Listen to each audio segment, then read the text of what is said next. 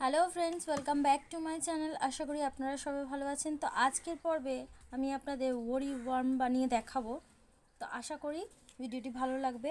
খুবই কিউট, খুবই ইজি আর খুবই অল্প সময়তে এগুলো তৈরি হয়ে যায়। তো চলেন ভিডিওর মূল পর্বে যাওয়া যাক। প্রথমে একটা স্লিপ নট করে চেন বানাবো। তো আপনারা আপনাদের পছন্দ মতন চেন বানাবেন। আমি 25টা চেন বানাবো। 25 3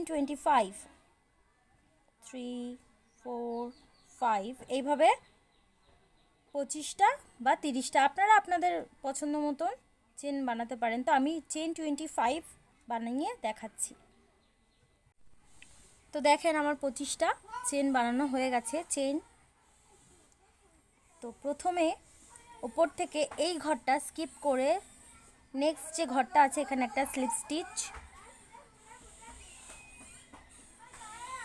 নেক্সট ঘরে হচ্ছে নেক্সট চেনটার মধ্যে সিঙ্গেল ক্রোশেট একটা, সেম ঘরের মধ্যে দুটো, সেম ঘরের মধ্যে তিনটে, সেম ঘরের মধ্যে চারটে।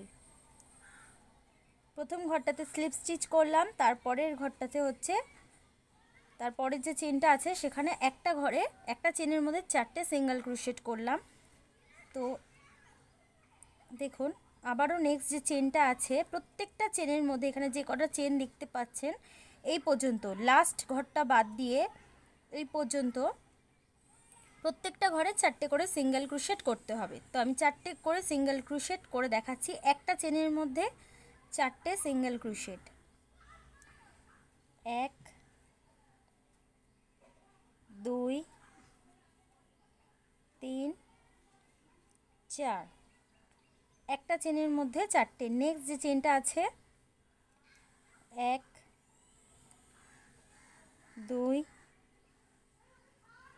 3 4, চারটে সিঙ্গেল ক্রোশেট। আমি এই পর্যন্ত করে দেখাচ্ছি এইভাবে। তো দেখেন আমি প্রত্যেকটাতে সিঙ্গেল ক্রোশেট করে নিয়েছি। তো লাস্ট এই ঘরটার কাছে চলে এসেছি, লাস্ট যে ঘরটা আছে সেখানে চলে এসেছি। তো এখানে এই যে ঘরটা লাস্ট যে চেনটা রয়েছে সেখানে 12টা ডাবল ক্রোশেট করব।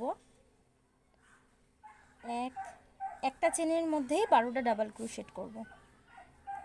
2 3